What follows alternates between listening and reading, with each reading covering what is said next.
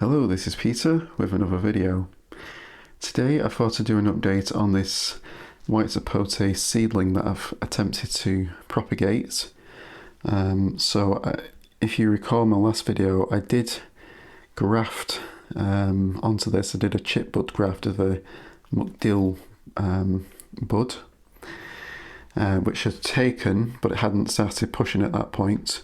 So the reason I decided to air layer it was partially so it would trigger the bud to develop, but also so it could I could save the top of this seedling plant and get another plant out of it. It seemed a shame to cut off the top and just waste the rest of this rootstock plant. So I actually did the air layer quite a while ago now. However, about maybe 3 weeks ago or so, I opened it up and there was no roots in it at all. And what had happened is the stem had healed over again. I mustn't have scraped enough of the cambium layer off. So yeah, I think it was about 3 weeks, maybe 4 weeks ago, I went in and removed it again and scraped a lot more. So I'm going to remove this again. I've already had a quick peek and I've seen the roots in it, but I'll just have to stop the camera so I can take it off. I need 2 hands to do it. So yeah, you can probably just about see there, it's got some roots developing in this coconut coir. Very delicate, small roots there, so I don't want to damage them. But yeah, it's rooted quite well. Although it's a very small pod that it's in here, so it wasn't really big enough to allow it to develop a good root system. I needed a bigger one really. But you can see, if I zoom in a bit, hopefully, the McDill bud that I grafted and had definitely taken last time, the bud has now started to develop. And that's probably because of this disturbance I've done by air layering this stem.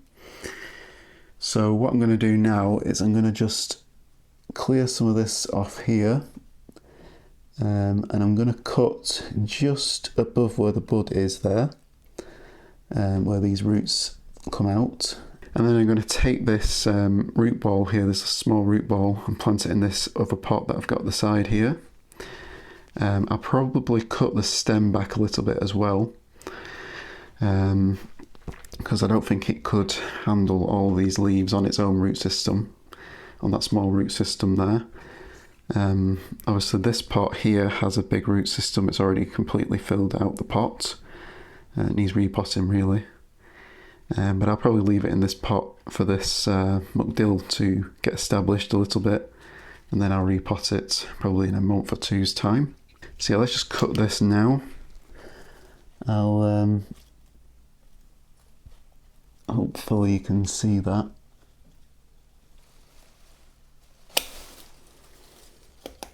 Okay, so yeah, you can hopefully just see there, I've got the roots all intact. So I'll plant this now in this pot. I'll definitely need to cut the top off because it's very top heavy. With the weight of this stem above, I don't think it'll be able to hold the weight.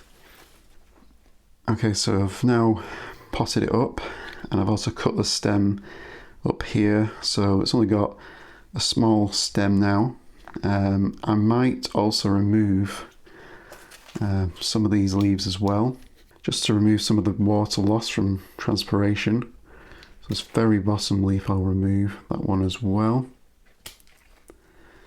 and then these I might remove that one too, and then these ones here I'll just cut back significantly. I'll leave some of the leaf though. Whoops, accidentally cut through the stem of one of my seedlings.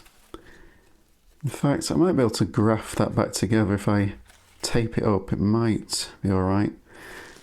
I need to do this two-handed so I don't do that again. Okay, so we've got them cut back a bit now.